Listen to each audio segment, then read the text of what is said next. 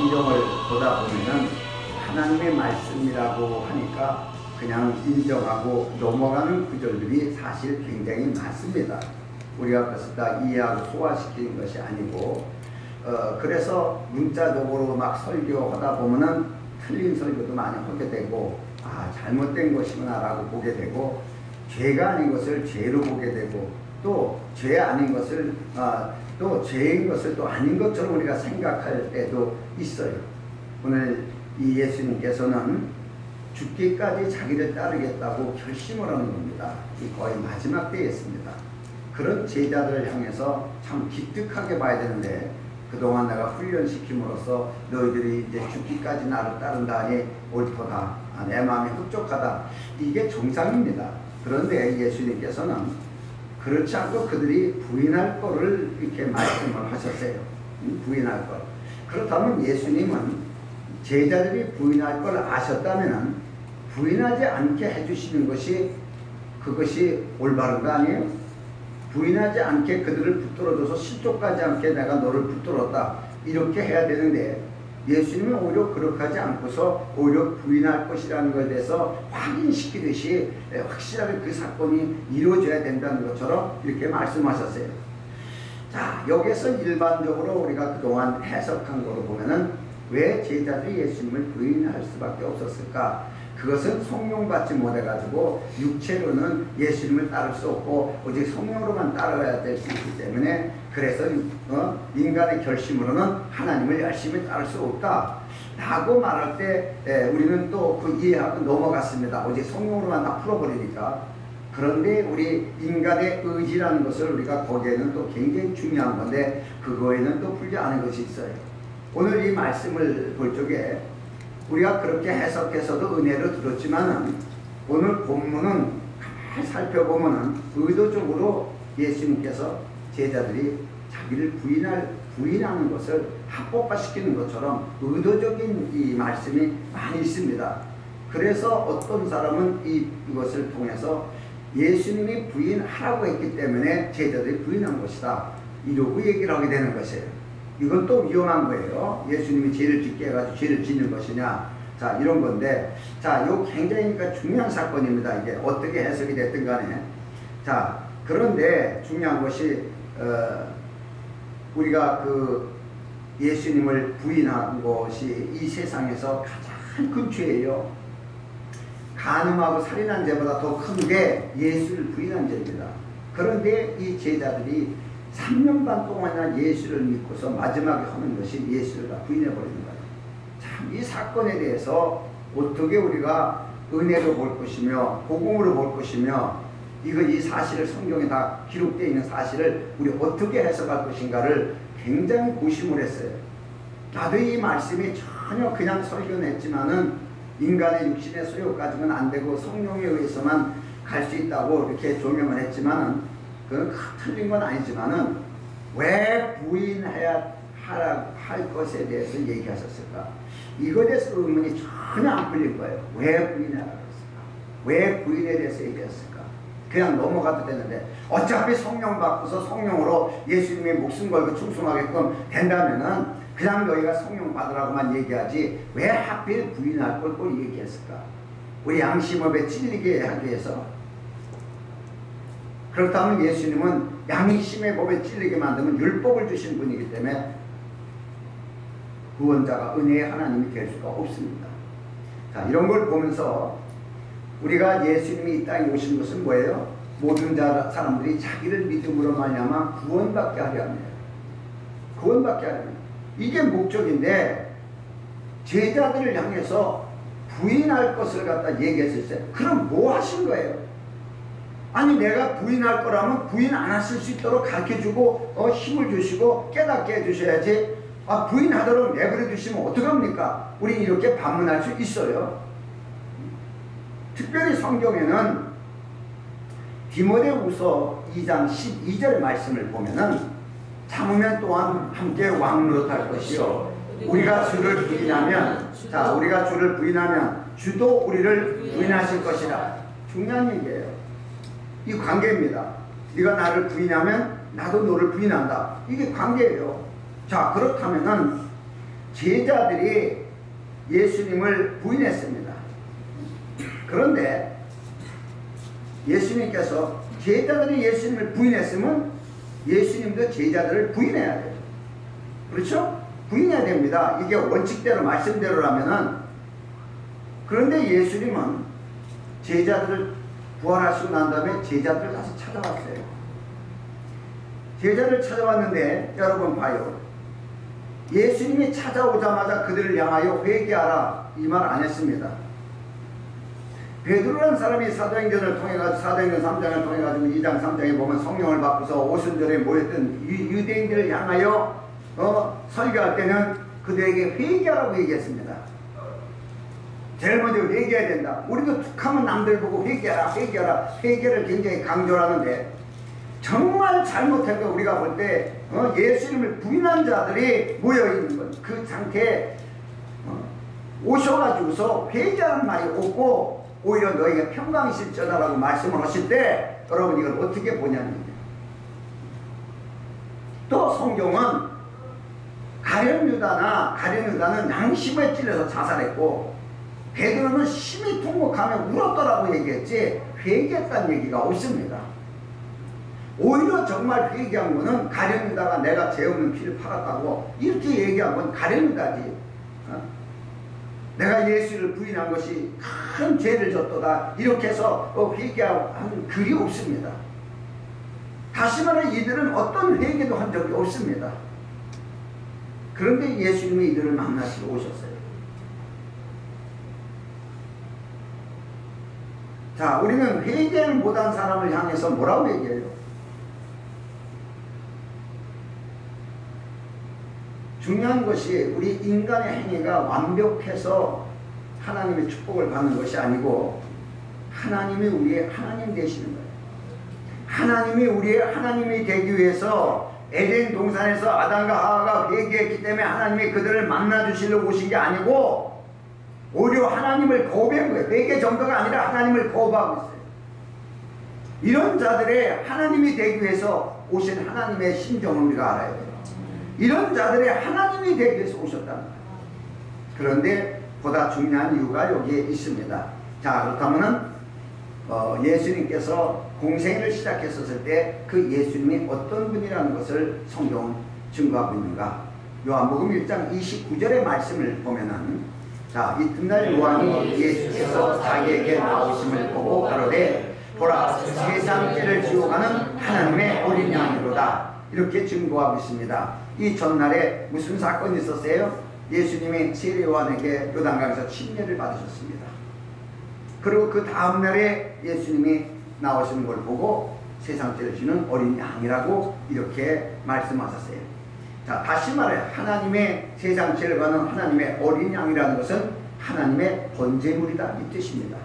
번제물이라는 뜻이에요. 그러니까 이것이 예수님의 모습이에요. 그렇다면 예수님과의 우리의 관계는 뭐냐? 예수님은 번제물이고 우리는 번제물을 드리는 사람 입장이 되는 거예요. 여러분 이걸 알아야 됩니다. 지금 그러면은 우리가 번제물에 대해서는 레위기 1장 4절의 말씀을 보면은 자, 그가 번제물 머리에 안수할지니 그리하면 연락되어 그를 위하여 속죄가 될 것이다. 율법의 대명사여 대표자인 제사장이 온 인류의 죄를 예수 그리스도의 머리 위에 얹어놓는 거예요. 그가 세례요한입니다. 그 일을 한 후에 세례요한은 당당한 제사장으로서의 선포합니다. 세상 죄를 가는 어린 양이다. 하나님의 번제물이라는 것을 이렇게 선포하게 돼요. 자, 그러면은 죄인이 번제물에 안수하여 죄를 전가하면 그 사람과 함께 살았던 양입니다. 그 양을 어린 양을 선택해서 번제물이라고 선택받으면 그 양은 그 번제물은 드린 사람을 떠나서 제사장이 끌려가가지고서 번제단에서 죽습니다. 번제단에서 이게 번제물입니다. 자, 출애굽기 29장 25절의 말씀을 보면은 너는 그것을 그들의 손에서 취하여 단 위에서 번제물을 더하여 불사르라. 이는 여호와께 향기로운 냄새니 곧 여호와께 드리는 화제입니다. 자, 이 번제물은 어떤 번제물? 화제예요. 화제인데 불에 태워서 드리는 겁니다. 불에 태워서 드리는 건 왜 불에 태워서 드리냐 그러면은 이 화재는 불에 태워서 영원히 사라지게 합니다. 없어요. 근거가 하나도 없습니다. 딱 드린 거로 끝나는 거예요. 아무런 근거가 없어요. 여러분, 예수 그리스도 십자가에 못 박혀 죽으셨습니다. 번제물로. 그분 시체 없습니다. 그분 살아나셨는데 그분이 십자가에 못 박혀서 창에 찔려 죽었던 그 육체는 영원히 없어지는 거예요. 신령한 육체를 부활하신 거지 그 육체가 살아있지 않습니다. 완전히 없어집니다. 이게 화재의 그림자입니다. 완전히. 그러면은 자, 그 번제물을 드리는 그 순간에 하나님께서는 그 드려진 사람의 죄를 잃어버리는 거예요.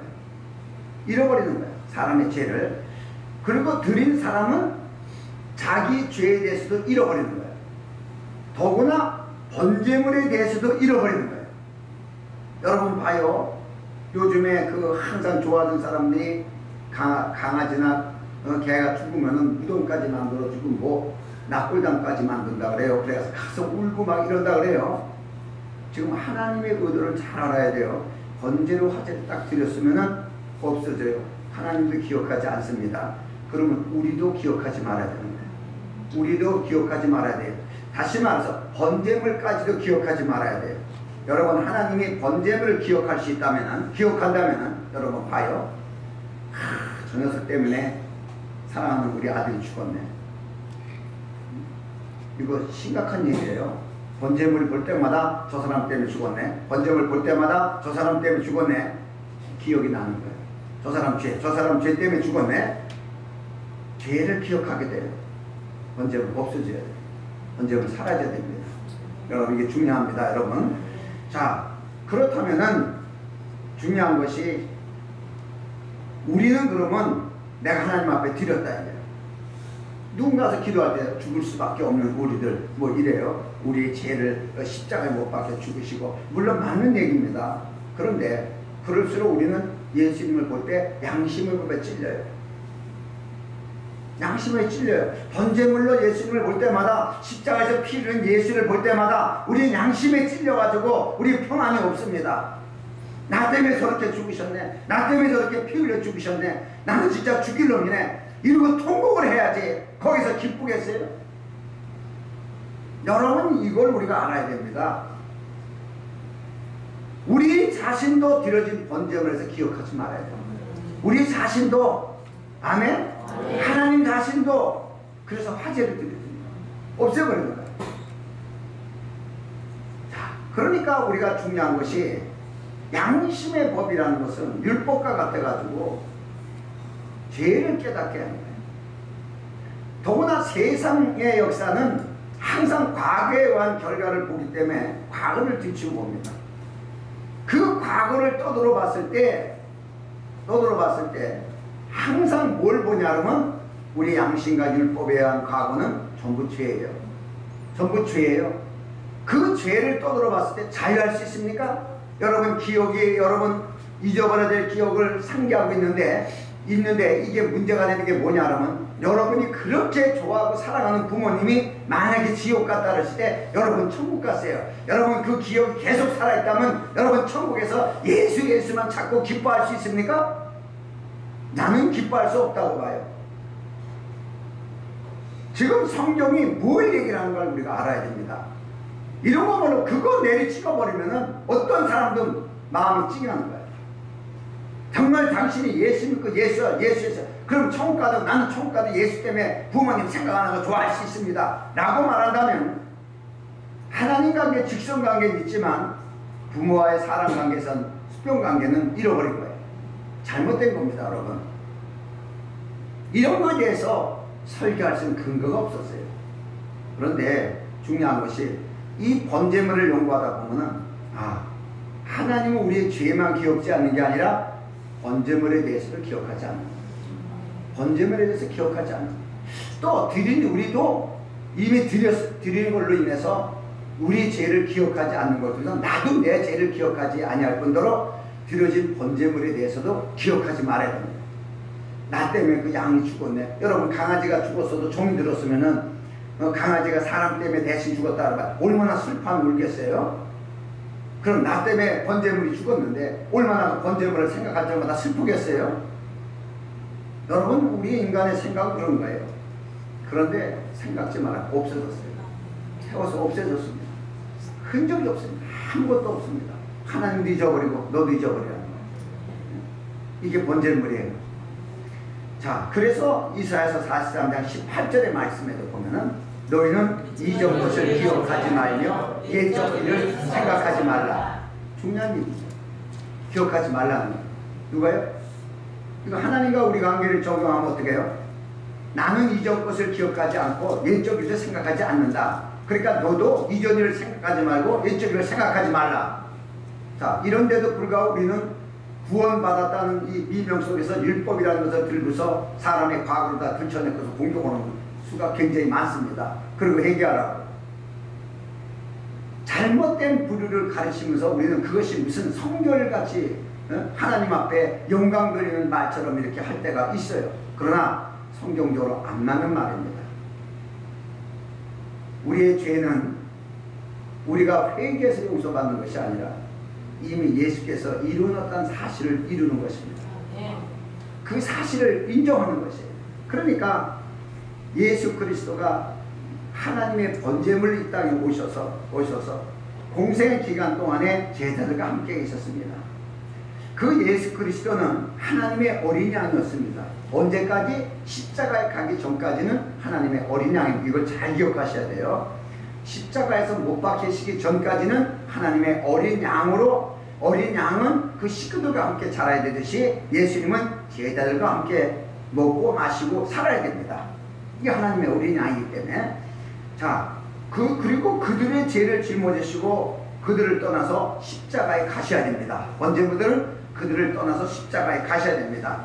자, 그래서 십자가에는 로마서 6장 6절의 말씀을 보면은, 자, 우리가 알거니와 우리 옛사람이 예수와 함께 십자가에 못 박힌 것은 죄의 몸이 멸하여 다시는 우리가 죄의 종로로 가지 아니하려 함이니라. 그러면 우리가 번제물을 드려서 예수님이 번제물로 떠나서 가야 될 때 우리 옛사람도 우리의 죄뿐만 아니라 우리의 옛사람도 예수와 함께 가는 거예요. 예수와 함께, 하나님의 어린 양 예수와 함께 있다는 얘기예요. 아멘? 자, 그러니까 이게 중요한 거예요. 그러니까 우리 옛사람이 우리의 죄와 함께 예수 그리스도와 연합됐습니다. 예수 그리스도가 번제물이기 때문에 하나님의 어린 양은 번제물로 이미 제자들과 함께 번제물로 있는 것이에요. 내가 번제물이 돼야 되겠다고 한 게 아니라 이미 공생에 시작할 때 번제물이 되셨습니다. 그래서 번제물로 어린 양으로 제자들과 함께 거했어요. 이제는 어떻게 해요? 떠나야 돼요. 죽으러 가야 됩니다. 죽으러 가야 되는데 이게 문제가 되는 거예요. 죽으러 가셔야 되는 일을 말씀하시면서 너희가 나를 부인하리라고 말합니다. 여기서 제자들은 절대 부인하지 않겠다고 이렇게 말을 하게 되게 있습니다. 자, 이거에 대해서 오늘 설명입니다. 그러면은 우리가 예수 그리스도에게 우리 죄와 옛사람이 거기에 연합되어 있습니다. 연합되어 있을 때 옛사람과 우리의 죄를 짊어지시고 예수님은 우리와 함께 있어서는 안 되는 거예요. 떠나야 됩니다. 떠나야 됩니다. 떠나서 십자가에서 죽어야 됩니다. 죽어야 돼요. 자, 그래야 우리가 새 사람으로 살 수가 있는 것이에요. 그러니까 에베소 4장 22절의 말씀을 보면은 너희는 유혹의 욕심을 따라 썩어져가는 구습을 주는 옛사람을 벗어버리고, 우리 스스로가 벗어버리고 이미 예수님 앞에 벗어서 예수님 앞에 얹어주는, 이게 번제물입니다. 거기다 정가시킨 거예요. 그렇다면 예수님을 볼 적에 어떻게 봐야 돼요? 우리의 구세주로만 봅니다. 아니요, 하나님의 번제물로 있었을 때는 물론 우리의 죄를 구원하실 구세주 역할이지만은 그분은 우리를 떠나야 돼요. 그분은 우리를 떠나야 됩니다. 그러니까 오늘 이 벗어버린다, 옛사람을 벗어버리고, 이 벗어버린다는 의미가 뭐냐면 버린다, 치우다, 부인하다, 상관없다, 이런 뜻이에요. 그렇다면 예수님에게 얹히는 그 순간 우리는 예수를 부인해야 돼요. 십자가에 못 박혀 죽는 예수를 부인해야 된다는 거예요. 자, 이게 중요한 얘기예요. 번제물을 데리고 살면 안 돼요. 그 번제물을 우리가 부인해야 돼요. 나와 상관이 없다. 이미 넘겨놨으니까 난 죄와 상관없다. 이미 넘겨놨으니까 나의 옛사람과는 상관없다. 그래서 그 죄와 옛사람은 예수와 연합되어 있습니다. 부인해야 돼요. 부인해야 우리가 사는 겁니다. 이걸 예수님이 말씀하신 거예요. 이건 중요한 겁니다. 이게 왜 예수님이 예수를 부인한 자는 예수를 부인한다 하는데도 왜 이들을 부인했는데도 다시 찾아오는가? 다시 찾아온 것은 예수를 부인해야 돼요. 이것은 우리의 죄를 부인하는 것이에요. 그 번제물이 모든 것을 책임을 지고 이루어놓은 거기 때문에 우리도 죄에 대해서 부인해야 돼요. 옛사람도 우리가 부인해야 됩니다. 이런 소욕을 우리가 가지고 있는 거예요. 우리가 가지고. 그러니까 이 성경에도 보면은 마태복음 16장 24절의 말씀을 보면 예수님께서 제자들에게 그 말씀하셨어요. 이에 예수께서 제자들에게 이르시되 아무든지 나를 따라오려거든 자기를 부인하고 자기 십자가를 지고 나를 쫓을 것이니라. 자, 자기를 부인하고 자기 십자가를 지시는 방법이 누구예요? 예수님 앞에 얹어놨어요. 나의 옛사람 얹어놨습니다. 나의 죄에 얹어놨습니다. 예수님은 십자가로 가야 될 때 나는 그걸 부인해야 된다. 이 사실과 이제 난 상관이 없습니다. 나는 번제물에다 다 얹어놨기 때문에 나는 상관이 없습니다. 부인해야 되는 것이에요. 아멘? 이거라 이 말씀을 하신 거예요. 부인해야 된다는 거예요. 그래야 우리가 죄와 상관없고 옛사람에 상관없는 새 사람으로서 하나님의 계약, 새로운 계약이 이루어질 수 있는 것이에요. 이걸 깨닫지를 못했습니다. 제자들도 절대 안 부인한다 그랬지만 결과적으로 부인했습니다. 왜? 부인해야만 됩니다. 그래야 십자가에서 모든 게 끝납니다. 모든 것이. 할렐루야. 이게 중요한 것이에요. 이게 핵심입니다. 자, 만약에 예수를 부인하지 않았다면 그 상태의 예수님은 나의 죄와 나의 옛사람을 같이 연합된 상태예요. 그렇다면 나는 죄에 대해서 자유하지 않습니다. 옛사람에 대해서 자유하지 않습니다. 또 양심에만 항상 묶여 있습니다. 여러분, 나 때문에 예수가 죽었다고 계속 여러분 생각해봐요. 당신 때문에 예수가 죽었습니다. 당신 때문에 예수가 죽었습니다. 당신 때문에 예수가 죽었습니다 라고 계속 얘기할 때 여러분 이게 은혜가 됩니까? 양심으로 찔립니다. 예수님 십자가에 못 박히는 사건을 보여주면서 그 고통스러운 모습을 여기서 영화로 보여주면서 여러분 때문에 예수님이 이렇게 못 박혀 죽으셨습니다. 누가 이분 앞에서 자유할 수가 있냐고 양심에마다 찔려가지고 무슨 자유예요? 빚쟁이 빚진 자지. 무슨 평안이 옵니까? 부활하신 예수님 그들을 향하여 평안을 말씀하셨어요. 이젠 죄와 사망의 법에서 끝났다는 거예요. 이제 너희 죄와 옛사람이 끝났다는 거예요. 이젠 새 사람으로 보는 거예요. 왜 예수님이 와서 회개를 촉구하는 그 예수님이 예수를 부인한 자들에게 와서 왜 예수님을 회개하라는 말을 왜 안 하셨을까요? 그건 회개할 일이 아닙니다. 부인해야 됩니다. 난 이것이 참 궁금하고 안 풀렸습니다. 이것이. 자, 그렇다면은 우리가 그 예수님을 부인할 수밖에 없는 것이 예수님도 말씀하셨어요. 요한복음 16장 7절의 말씀을 보면은 그러나 내가 너에게 실상을 말하니 내가 떠나가는 것이 너에게 유익이라. 자, 내가 떠나는 게 유익이라는 거예요. 육체로 오셨을 때도 와서도 떠나는 게 유익이고 부활하셨을 때에도 떠나가야 유익이에요. 다 떠나야 돼요. 그래야 영으로 오실 수 있어요. 영으로 오실 수 있어요. 그러나 우리는 죄와 그 옛사람 안에 있는 법에서는 이미 나도 끝났다고 부인할 수 있어요. 그래서 예수님과 연합된 그 자체를 통해서 예수를 부인해야 됩니다. 할렐루야. 번제물하고 나하고는 상관이 없습니다. 번제물이 이미 죄를 담당했기 때문에 난 죄와 상관이 없습니다. 번제물이 우리 옛사람을 다 짊어졌기 때문에 나는 상관없습니다. 난 새 사람입니다. 번제물을 부인하는 거예요. 번제물을 부인하는 거예요. 하나님은 그 번제물을 심판함으로 나도 기억지 않겠다. 싹 없애버리는 거예요. 할렐루야. 완벽하게 없애는 거예요. 이게 번제물입니다. 이것이. 자, 그래서 성경에도 십자가에 못 박혀 죽는 예수는 왜 우리가 끝까지 따라갈 수 없는가? 죽으셔야 되기 때문에, 죽으시기 때문에 그런 뜻도 되지만은 중요한 게 성경을 보면은 갈라디아서 3장 13절에 보면은 그리스도께서 우리를 위하여 저주를 받은 바 되사 저주받은 거예요. 저주받은 분하고 우리가 같이 있을 수가 없어요. 저주받은 사람은 부인하라고. 저주받은 바에서 율법의 저주를 우리에게 속량하셨으니 기록된 바 남에 달린 자마다 저주하는 자라가 하였습니다. 저주받은 거예요. 저주를 다 짊어지신 거예요. 부인해야 돼요. 그건 나와 그 저주는 나와 상관이 없습니다. 부인해야 됩니다. 자, 그렇다면은 요한복음 1장 12절에 나오는 말씀대로 영접하는 자, 곧 그 이름을 믿는 자에게는 하나님의 자녀가 되는 권세를 주셨으니 이건 뭐냐고 말할 때 이것은 영으로 오시는 그리스도를 영접할 때를 얘기를 합니다. 육체로 계셨을 때 계신 예수는 누구든지 영접할 수가 없습니다. 왜냐? 그는 우리의 죄를 짊어지고 번제물이기 때문에 우리 안에 오실 수가 없습니다. 우리의 죄 가운데 있기 때문에 우리 안에 오실 수가 없습니다. 우리 안에 오시려면 이미 우리 죄를 다 도말시켜야 우리 안에 오실 수 있습니다.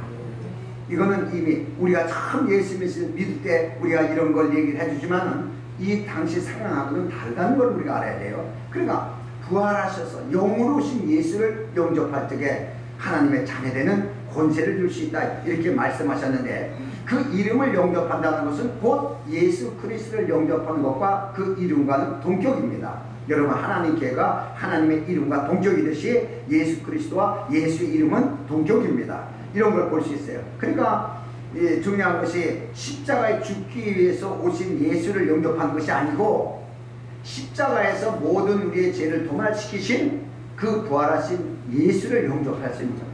부활하신 예수. 할렐루야. 이게 다른 거예요. 그러니까 예수님이 제자들 찾아가는 거예요. 영접하라고 제자들 찾아가는 거예요. 문을 두드리고 찾아 들어가는 거예요. 자, 그러니까 부활하신 예수를 영접하는 것으로서 우리가 그러니까 부활하신 예수를 영접하는 게 목적인데 그 부활이 없으면 성경에도 우리의 믿음도 헛것이라고 고린도전서 15장 14절에 말씀하겠습니다. 그리스도께서 만일 다시 살지 못하였으면 우리의 전파도 헛것이요 너의 믿음도 헛것이며 왜? 우리 안에 오실 수가 없습니까? 아무리 얘기를 해도 예수를 영접하라고 얘기를 해도 그분이 부활하시지 못했다면 우리에게 올 수가 없는 것이에요. 우리가 영접할 수가 없는 것입니다. 여러분 이걸 알아야 돼요. 그래서 제자들에게 의도적으로 부인하라고 말씀하신 것 같이 우리가 볼 수가 있습니다. 그래서 부인해야 된다고요. 부인해라. 그래서 성경에 보면은 자 예수께서는 십자가에 죽기 위하여 우리에게 오신 분이에요. 십자가에서 죽기 위해서 처음부터 말씀이 육신에서 오신 분입니다. 그 육체로 오신 예수님은 사람들에게 버림받고 죽으셔야 됩니다. 다시 말해서 사람들에게 같이 살다가도 그들이 부인하고 배척받고 그러고 죽으셔야 됩니다. 제자들에게는 부인당했지만은 이스라엘 백성들에게는 막 배척당했습니다. 사정없이 이게 이렇게 돼야 되는 겁니다. 이게 하나님의 번제물이. 그러니까 이사야서 54장 6절에도 여호와께서 너를 부르시되 마치 버림을 입어 마음에 근심하는 아내 곧 호시의 아내가 되었다가 버림을 입은 자에게 함과 같이 하실 것이니라 내 하나님의 말씀이시라. 그러니까 부인을 버리듯이 그러니까 버림받은 여자와 같이 그렇게 버림을 당할 것이라는 거예요. 이게 이미 예언되어 있는 말씀입니다. 그러니까 예수님께서도 그들에게 부인하라고 얘기하셨지만은 그들을 용서하시는 거예요. 용서의 개념이 아니라 이거는 이미 그렇게 해야 되는 것이에요.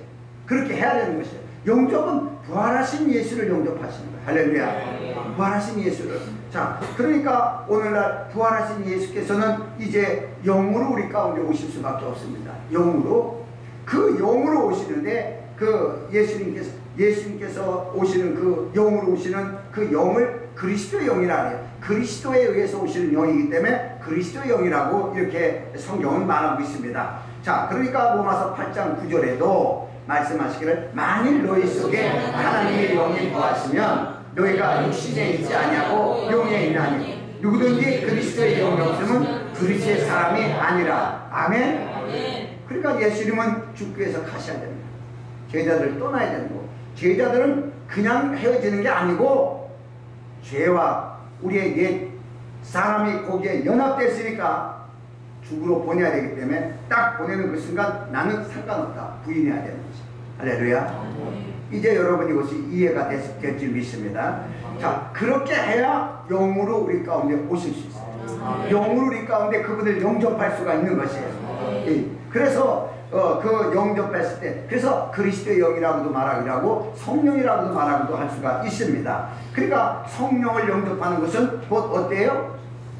예수라는 이름을 영접하는 것하고 똑같은 것이에요. 그래서 요한복음 14장 26절에도 이 말씀을 보면은, 자, 보혜사 곧 아버지께서 내 이름으로 보내신 성령, 그러니까 예수란 이름으로 오시는 것입니다. 그러니까 그분을 영접할 때 그 이름을 영접하는 거예요. 요한복음 1장 12절이 여기에 접목이 되는 것입니다. 믿는 자, 그 이름을 영접하는 자는 이름을 영접하는 거예요. 이름을 영접하는 자는 하나님의 자녀되는 권세를 주었으니 라고 말할 때, 이것은 육체로 십자가에 못 박혀 죽으시고 오신 예수를 영접하는 게 아닙니다. 부활하셔서 영으로 오신 예수를 영접할 때 그 이름을 가지고 우리가 그 이름을 영접할 수 있는 거예요. 우리 안에. 할렐루야. 네. 이 관계가 이루어지는 거예요. 이 관계가.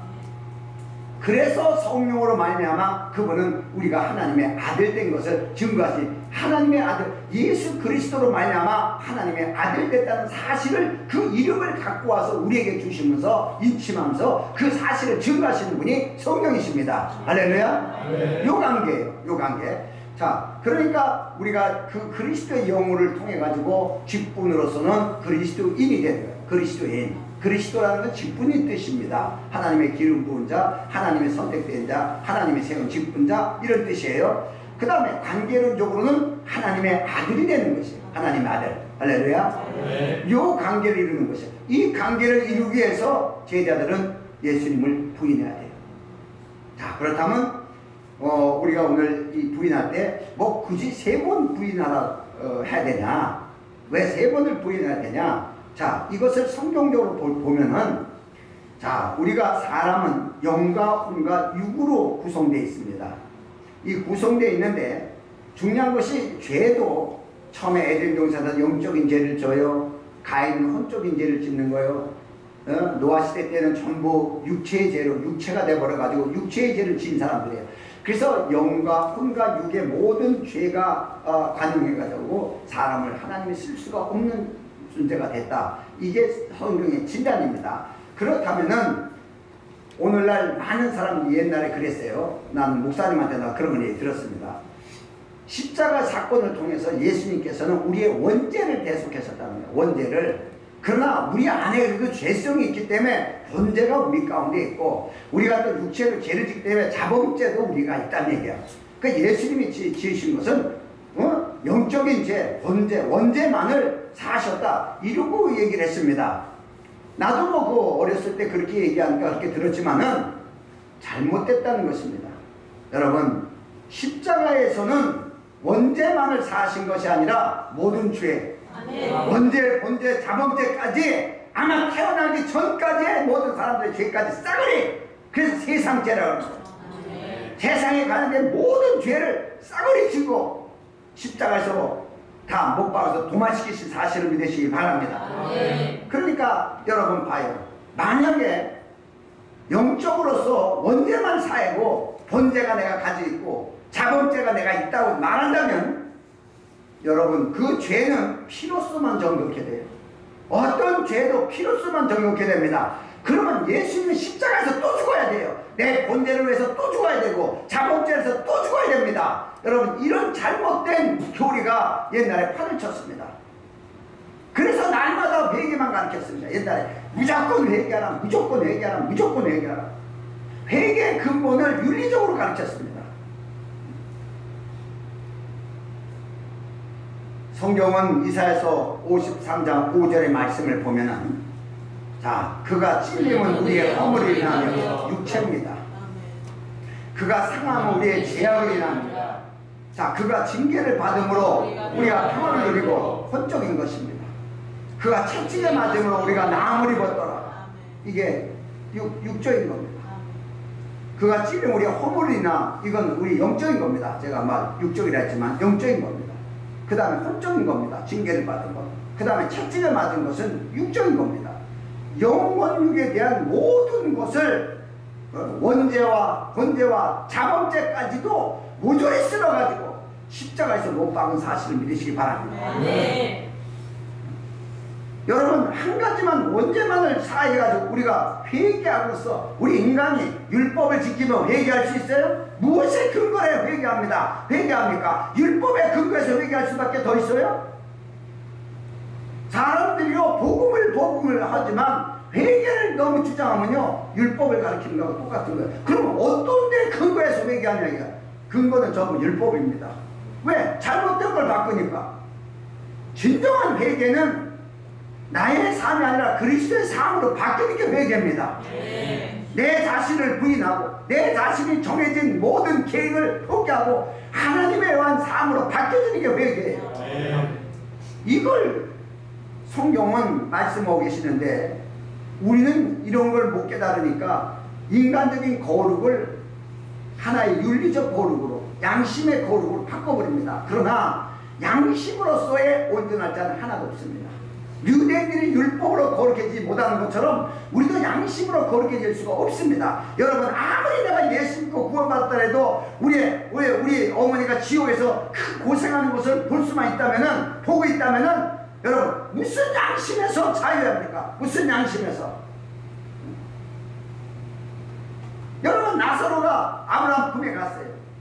그 부자는 불구덩이 갔습니다. 그 아브라함의 그 나사로가 지옥에 가 있는 불구덩이에 가 있는 부자를 보질 않았어요. 모든 죄의 근원은 잊어버리는 것입니다. 죄의 신은 우리 마음에 사라지는 것입니다. 그렇기 때문에 우리가 천국에 올라서도 감사하며 기쁨을 살 수 있지. 여러분, 우리가 촛불한 양심에 꺼를 끼고 현재 살아있을 때나 양심이 있는 거지. 그래서 살았을 때 부모에게 잘하는 거예요. 불교에서는 죽었어도 부모에게 잘할 수 있다. 잘해가지고서 좋은 데 가게 할 수 있다 라고 해서 7번 지옥 가서 심판받으니까 7번 되는 날마다 제사를 지내야 되니까 49제를 드리는 거예요. 7번을 드리기 위해서 49제를 드리고 나면 그 영혼이 죽어서도 자식의 그 효를 통해 가지고 좋은 데 갔다라고 만들어졌습니다. 그러나 성경은 사람이 죽은 다음에 심판밖에 없다고 말씀하십니다. 자, 이 관계에서 여러분 제일 중요한 것이 이제 결론인데, 마귀가 우리 안에 죄성을 가지고 참수합니다. 자, 십자가에서 죽은 예수는 너의 영적인 죄만 가지고 죽었다. 네 안에 죄성이 있지 않냐? 너 사람 미워하지 않냐? 너 사람 뭐하고 또 도둑질하지 않냐? 이 죄성을 가지고 공격을 합니다. 자, 여러분 어떻게 빠져나가요? 이 죄에 걸려들면 어떻게 빠져나가요? 빠져나가면 예수께서 십자가에 다시 못 박혀 죽어야 되는데, 여기에서 빠져나갈 사람이 없습니다. 그래서 오늘 예수님이 말씀하십니다. 베드로에게 3번 부인하라. 3번 부인하라. 네가 나를 3번 부인하라. 영적인 죄에 대해서도 부인하라. 마음의 법에 죄에 부인하라. 그건 내가 아니구나. 이미 죽은 사람. 육적인 죄에 대해서 부인하라. 할렐루야. 네. 여기에 걸려들면은 예수님이 다시 십자가에 못 박혀요. 회개될 일이 아니고. 이미 그 우리의 옛사람이나 우리의 죄, 영적인 거, 혼적인 거, 육적인 거 모두 다 예수님에게 전가돼서 하나님의 어린 양인 예수님이 십자가에 못 박혀 갔을 때 부인하라는 거예요. 이제 끝났다는 거예요. 이렇게 살지 못하니까 사람들에게 죄를 보는 거예요. 죄를. 이렇게 자기가 죄에 걸려들면 사람들에게 죄를 보는 거예요. 여러분, 자유한 자만 자유를 줄 수 있어요. 하나님은 자유하십니다. 우리의 죄를 보지 않습니다. 그래서 그리스도 안에는 정죄함이 없나니 단호하게 얘기하는 거예요. 왜? 없어요. 영적인 것만 없는 게 아니라 정죄함이 없어요. 정죄법 자체가 없습니다. 그리스도 안에는. 할렐루야. 네. 다 넘겼으니까. 그 죄에 대해서 우리도 부인했으니까.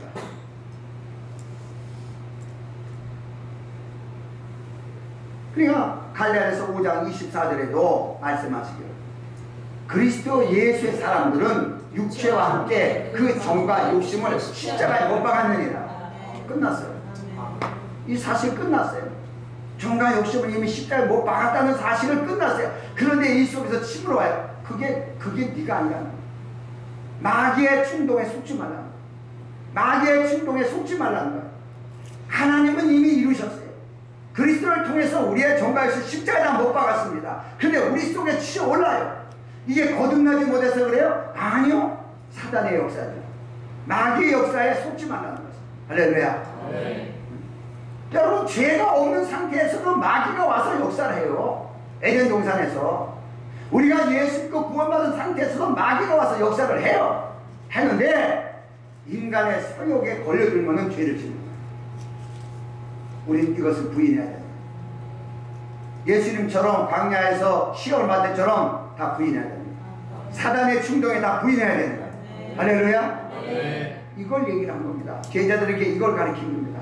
어떤 상이 와도 3번 모른다고 부인한 것처럼 다 부인해라. 다 부인해라. 부인해야 산다. 다 나한테 전가됐다. 하나님의 번제물이다. 하나님의 번제물에 난 번제를 드렸다. 예수께서 십자가에 못 박혀 죽은 사실을 믿음으로 만약 우리가 구원받았다면 우리의 죄는 이미 거의 끝난 거예요. 할렐루야. 네. 이게 복음입니다. 이게 뭘 하라는 게 아니고, 그러니까 그리스도인이라는 것이 영과 혼과 몸이 새롭게 된 사람이에요. 그냥 고린도후서 5장 17절에도 이 말씀을 보면은 그런즉 누구든지 그리스도 안에 있으면 새로운 구조입니다. 이전 것은 지나갔으니 보라 새것이 되었다. 새것이요. 이렇게 그릇을 갖다 더럽은 그릇을 씻어가지고서 다시 이렇게 놓은 게 아니고 그건 이미 파괴됐어요. 십자가에서 다 죽었어요. 다 파괴됐습니다. 그리고 우리는 하나님에 의해서 새것이 됐답니다. 새것이 됐다면 여러분, 오늘 새벽에도 얘기를 했지만은 여러분, 인간의 방법이 무슨 방법으로 뭘 했길래 회개를 할 수 있어요? 제대로 뭘 해서 우리가 씻을 수가 있어요? 예수님이 제자들을 씻기셨다. 내가 이미 너를 다 씻기셨네. 씻기잖아요. 씻었답니다. 이제 발만 씻으면 된다. 그거마저도 예수님이 씻기시는 거예요. 뭐 했는데 그 사람들이 그냥 예수님 따라다녔어요. 뭐 했는데 예수님 따라다녔어요. 여러분요, 잘못 복음을 말하면은 우린 잘못된 사람입니다. 다른 말을 하면은 하나님의 사람입니다. 중요한 것이 그리스도로 인하여 하나님이 우리에게 자유를 선포하셨는데, 그래서 해년입니다. 예수님이 해년의 그림자입니다. 하나님 우리에게 자유를 선포했어요. 그렇다면 우리는 과거하고 딱 끝나듯이 그 순간에 자유에서 집으로 가야 돼요. 기업을 다시 얻으러 가야 되는 거예요. 그런데 그 해년이 되는 그 순간에 자유하고 가는 사람의 모습을 보고 과거를 늘 끄집어가지고 얘기할 수 없다는 얘기예요. 아멘? 아멘. 이거 이 잘못된 게 이런 설교가 나오고 이런 사람이 나오는 거예요. 여러분, 우리가 예수 이름으로 왜 기도하라 그래요? 예수 이름으로만 기도해야 하나님이 듣기 때문에 그래요? 그 예수란 이름이 저의 모든 죄를 사했다는 거죠. 예수란 이름을, 구원이란 이름을 가진 자가 이 땅에 오셔서 저 사람의 모든 허물과 죄악을 다 사했다는 것이에요. 내가 무슨 죄를 예수 이름으로 기도하는 그 순간에 그 이름에 대한 그 언약의 피가 우리를 증거하고 있는 것이에요. 그 언약의 피가 그 이름을 주시기까지는 어떻게 했어요? 처음부터 예수 이름으로 기도하라 했어요? 아니요. 십자가에서 죽어야 됩니다. 십자가에서 죽어야 그 이름을 부를 수가 있는 거죠. 이런 걸 보고서 우리가 정말 뭐든지, 그러니까 우리가 무슨 죄를 졌더라도 우리가 예수 이름으로 기도하면 하나님께 기도할 때 하나님은 우리의 과거와 행실을 보는 게 아니고 번제물을 보는 거예요. 하나님의 번제물을 보는 거예요. 그 영원하신 번제물. 세상 것들은 또 죽이고 또 죽이고 또 드리고 해야 되지만 하나님의 번제물인 그리스도는 단 한 번으로 끝내셨다고 히브리서나 단 한 번으로 그리고 부활하셨어요. 이제는 영원하게 우리의 죄를 위해서 드려질 번제물이 없습니다. 하나님도 잃어버린다. 하나님도 기억하지 않아. 이런 믿음의 자유가 있어야지. 거침이 되면 전부 율법으로 묶이는 거예요. 여러분, 그래서 참 믿음 안에서 우리가 항상 성령의 음성을 교회는 들어야 되고, 그 성령의 음성은 무슨 소리예요? 항상 그리스도에 대한 증거입니다. 그럼 항상 그리스도께서 이루신 모든 것에서 나는 어때요? 자유자이기 때문에 나는 권리가 있다. 그래서 하나님의 권리를 가지고 풍성함을 가지고, 또 권리만 갖는 게 아니에요. 그 풍성함, 그리스도 안에 있는 풍성함, 그 권리는 또 세상 끝에 있는 물질을 지배할 수 있고 거둘 수 있는 권리입니다. 이렇게 해서 하나님에 의한 누림을 통해서, 그리스도에 의한 누림을 통해서 성령의 증거로 세상을 이기는 것이 우리의 신앙생활이에요. 여기에 뭐 때문에 하는 것이 아니고, 이 관계가 여러분 삶 속에 이루어지기를 축원합니다. 오늘 그래서 예수 그리스도를 부인한 거에 제자들의 부인과 또는 우리가 외국에 가서 예수 증거하다가 믿고 예수 안 믿겠다고 부인한 거하고는 다른 것입니다. 지금은 예수를 부인하면 안 됩니다. 그러나 그 당시 예수님은 그들과 함께 살기를 원했습니다. 함께 그가 왕노릇하면서 함께 있기를 원했습니다. 예수님은 나는 죽어야 될 번제물이다. 너희를 떠나서 죽어야 될 번제물이기 때문에 너희는 나를 부인해야 된다. 이런 의도가 있었습니다. 그러나 이제는 영으로신 그리스도를 우리는 영접합니다. 이제는 부인하면은 하나님도 우리를 부인합니다. 그래서 이 부인에 대한 것이 다른 것입니다. 이런 관계를 잘 가지시고 정말 우리가 모든 일에 믿음으로 정말 자유함에 살아갈 수 있는 우리 자신이 되도록 하나님 우리 가운데 역사에 다 같이 통성으로 기도합니다.